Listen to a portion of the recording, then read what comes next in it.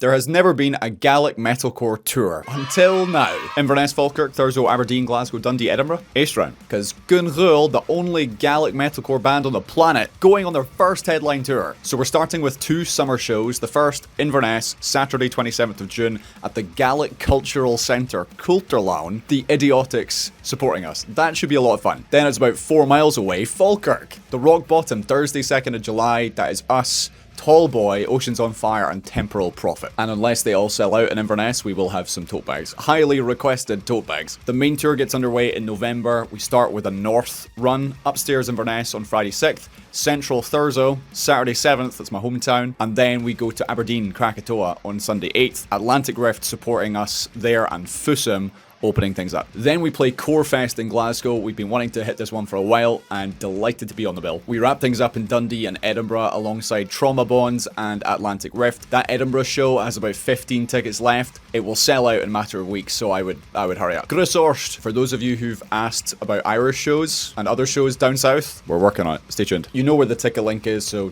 don't make me say it. And on top of the tote bags, by the time the main tour comes around, we will have lots more new stuff. I'm not just talking merch. Kjærestevellig, det er det werk.